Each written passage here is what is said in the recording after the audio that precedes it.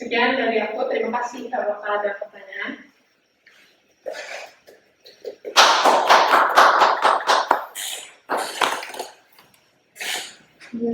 Mau kita pendapat? Ya, aku apa ya? Yang pertama, aku merasa sama lebih pede. Kamu kalau presentasi sekarang daripada setahun lalu, kayak lebih ngalir, lebih banyak yang bisa kamu sampaikan gitu. Terus kalau masalah presentasinya sih, ini banyak banget sih yang kamu kasih ke kita, dan aku mah gak gitu ini ya, gak gitu akan detail sama kayak udah kamu lakuin. Yang aku mau tanyain, kenapa kamu pilih proyek lanjutannya itu satu yang ini. Terus aku ada apa side project gitu, namanya bukan project utama, karena melihat beban yang bakal kamu kerjakan dan 3 poin tadi yang lebih tujuannya enggak yang ini ada meningkatkan pendidikan, meningkatkan kepedulian, membuat lingkungan yang berkelanjutan. Ini tuh berat sih, gitu, visi yang luar biasa berat. Dan kamu sendiri rencana ini kan berapa lama, siapa aja yang kamu libatkan, terus udah sampai sejauh itu nggak sih pemikirannya, perencanaan? Ini aku jelasin si Indo ya kali progres ininya. Ini udah aku rencanain sudah dari sekitar setahun yang lalu. Itu udah ada rencana pengen ini. Cuman karena banyak kan untuk bikin sesuatu proyek, apalagi ini di luar lingkungan aku, jadi itu kan cukup sulit, perlu persiapan yang banyak kan. Nah terus aku perlu juga kayak bikin BMC dan sebagainya, jadi itu memakan waktu yang lama. Untuk kolaborasi sih, aku rencananya akan berkolaborasi dengan beberapa orang, salah satunya ada orang tua Smipa juga, cuman belum aku kontak yang kayak menjelaskan secara detail tuh belum, karena aku sendiri merasa belum merancang ini dengan matang, jadi aku akan matangin ini dulu, baru ngajak orang lain untuk berkolaborasi.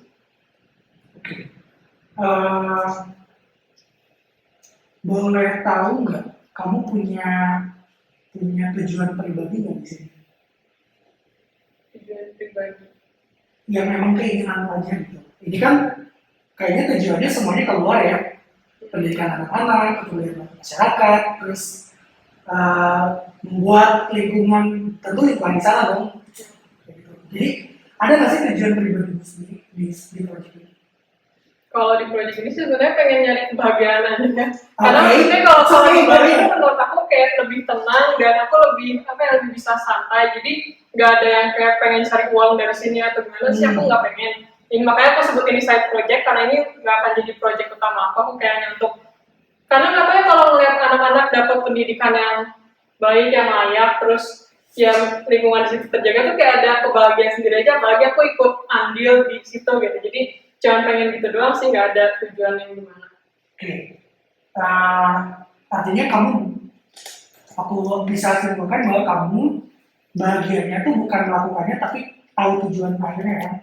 Karena ketika kamu melihat anak-anak mendapatkan pendidikan yang baik gitu ya, masyarakat yang lebih peduli tentang sampah, itu yang bikin kamu bahagia kan. Karena yang aku bayangkan, ini berat dalam konteks kamu akan menemukan banyak ketidakbahagiaan dalam menjalankannya gitu. Nah, berarti ya udah siap ya sama ketidakbahagiaan ketika menjalankan, karena kamu tahu bahagianya itu di tujuan akhirnya itu. Jadi aku nunggu, ini keren sih kalau jadi, dan kepikiran melibatkan teman-teman. Tergantung. Aku perlu mematangkan ini dulu, jadi baru bisa kayak kriteria orang yang kira-kira mau aku ajak kerjasama tuh kayak gimana.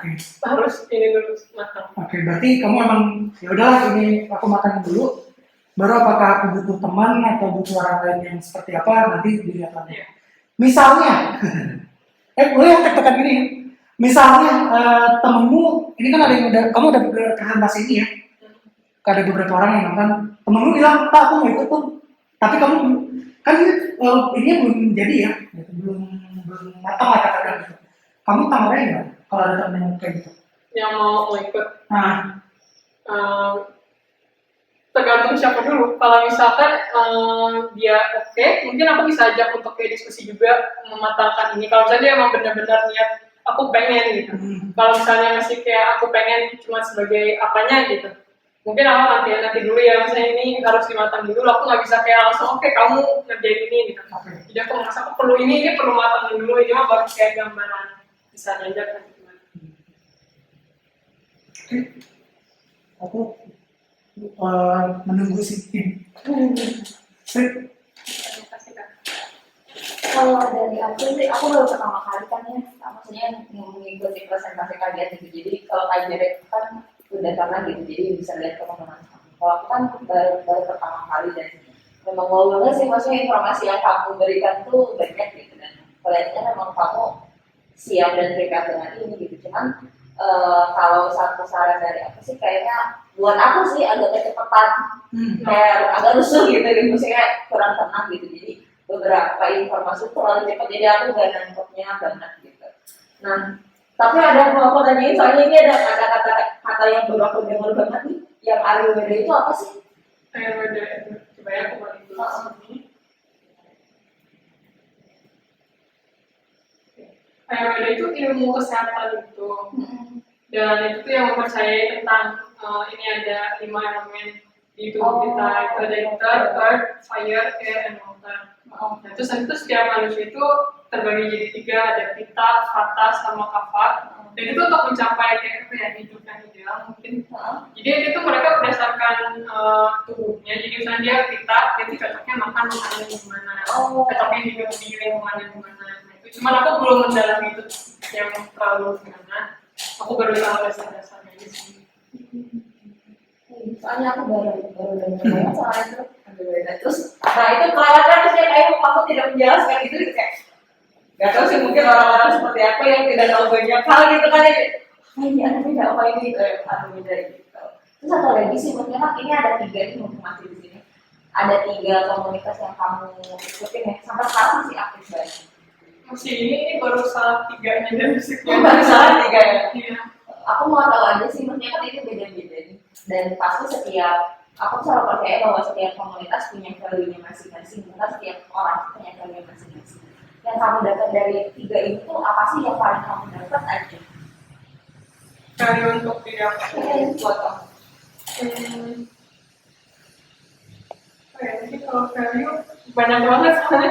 Aku ikut cukup banyak kan, gak cuma komunitas, ada kegiatan kerelawanan juga. Jadi value yang salah satu aja misalkan dari masing-masing, satu yang paling vital banget buat kamu. Ada nggak? Berani ngomong. Karena di cukup banyak komunitas kan aku harus bisa aktif dalam arti aku harus bisa ngomong sama mereka. Misalnya aku punya pendapat apa, terus nggak setuju sama apa yang mereka diskusiin gitu. Terus ya itu harus berani ngomong, terus berani juga kalau misalnya emang nggak bisa ya bilang nggak bisa. Karena aku orangnya kayak enakan, jadi kalau misalnya dia ada yang tabrakan misalnya jadwal gitu, ya aku yakin aja gitu. Jadi kayak sama anak sekarang udah kayak lebih berani lah untuk maaf aku nggak bisa gitu. itu aja sih kalau dari aku. Itu Mika dari online? nggak dari online. Yang dari online? Teman-teman yang online, orang tua, kakak-kakak, apakah ada pertanyaan? Oke, gini Tasya, yang pengalaman saya, semua volunteer itu hasilnya lebih bagus. Kalau kamu menjadi volunteer, is good. Jangan lihat Odessa, karena Odessa sudah lama ya, saya berkecimpung di situ. Bayangkan sekarang saya punya nambah satu lagi komunitas untuk pembelajaran di Karangsong, di Indramayu, masyarakat nelayan. Itu baru 3 minggu, ya hampir 1 bulan lah, 1 bulan setengah. It works dengan volunteer yang ada dan mulai bergerak. Jadi kalau Tasya memang mau untuk volunteer dalam bidang seperti ini, satu, jangan terlalu takut, jangan terlalu ingin sesuatu yang berbeda, sesuatu yang bagaimana enggak. Misalnya kamu punya kemampuan fotografi, kamu dalamin itu, kamu sharing itu di apa ya katakanlah sekolah community seperti itu banyak yang perlu, banyak sekali. Misalnya Tasya punya kemampuan untuk masak, kamu share di situ di tempat-tempat seperti yang saya lakukan itu banyak sekali. Apalagi kalau berhubungan dengan lingkungan. Salah satu yang saya bina itu ada di Banjarnegara, Sekolah Alam Perwira. Modalnya hanya 2 orang, suami istri, yang sekarang sudah punya sekitar 15 atau 16 volunteers yang mengajar.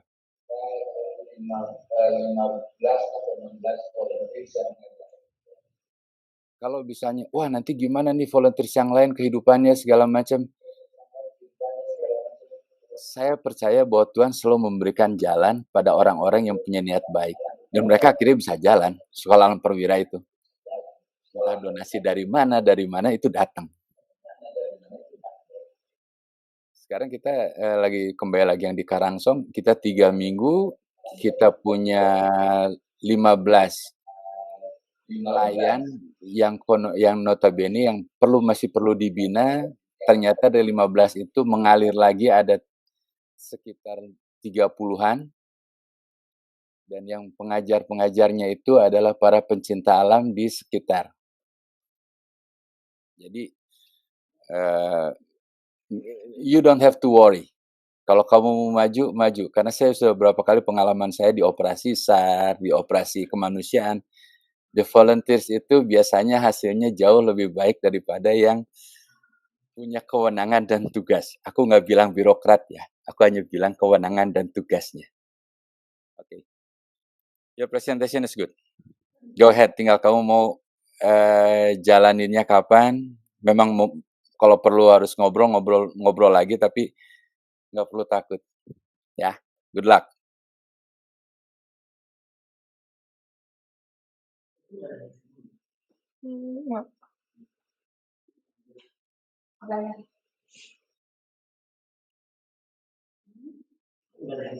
Oh iya.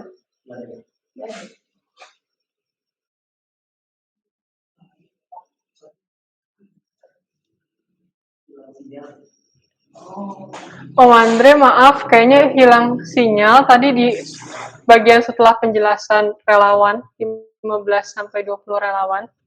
Boleh tolong diulang nggak, biar kita bisa dengar lebih jelas lagi? Oke.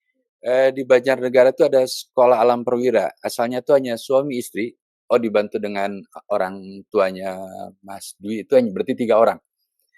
Sekarang itu ada 16 orang volunteers yang tiba-tiba mau masuk. Dan sudah mulai melakukan aktivitas. Dan tetap melakukan protokol kesehatan. Jadi, di situ saya pikir, dengan niatan kamu melakukan sesuatu yang baik untuk orang banyak, pasti ada jalan. Nggak usah khawatir. Dan donation itu walaupun mungkin belum cukup, tapi mengalir. Itu kita udah buktikan di Odessa, ya ada aja gitu untuk melakukan operasi seperti itu, untuk operasional. Jadi, your idea is good. Dan satu hal yang dilakukan secara volunteers itu akan hasilnya jauh lebih baik. Jauh lebih baik. Karena mulainya dari hati ya. Kita mau melakukan sesuatu ini, saya punya kemampuan ini, saya mau sharing lah, istilahnya kita mau berbagi, itu jauh lebih baik. Saya lihat dari pengalaman operasi, SAR segala macam, volunteers itu jauh lebih baik. Nah, sekarang juga kita sudah mulai juga di Indramayu, di Karangsong. Untuk keluarga nelayan yang notabene orang-orang keras, tapi ya it works. It works gitu. Okay, you don't have to worry about the volunteering. Kalau kamu mau jalan, banyak pasti mau support. Ya, oke, good luck. Oke, makasih Om. Ada lagi yang mau bertanya?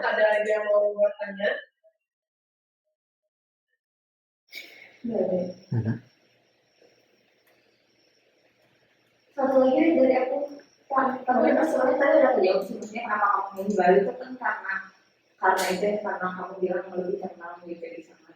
Kira-kira selain itu kenapa milih tempat Bali ada maksudnya kan kalau untuk aku lihat untuk melakukan 3 hal itu tempat-tempat yang dekat juga banyak ya gitu di sini gitu. Kenapa milihnya kan Bali gitu yang sejauh itu yang sebenarnya kan itu tempat yang jauh akan menambah effort kamu ya nggak sih ya maksudnya. Sedangkan kalau misalkan kamu melakukannya di sekitarmu, pertama akan lebih terasa manfaatnya, akan lebih dekat gitu. Yang kedua effortnya tidak sebanyak kalau di Bali gitu. Kenapa gitu di Bali? Soalnya nenek aku ada di Bali dan nenek aku punya tempat juga dan ini salah satu tempat nenek aku. Jadi aku pengen sih untuk kayak apa yang memberdayakan kebun ini karena kebun itu kelihatannya kayak nggak keurus gitu lah. Jadi daripada dia terbuang sia-sia, mungkin aku bisa bantu untuk bikin lahan ini jadi lebih apa ya bermanfaat mungkin untuk masyarakat sekitar. Terus aku juga pengen lebih mandiri karena kan kalau misalnya mau ke Bali berarti aku jauh dari orang tua, karena aku harus bisa hidup sendiri karena menurut aku aja 17 tahun sih aku harus bisa mandiri ya, bisa jauh dari orang tua. Iya.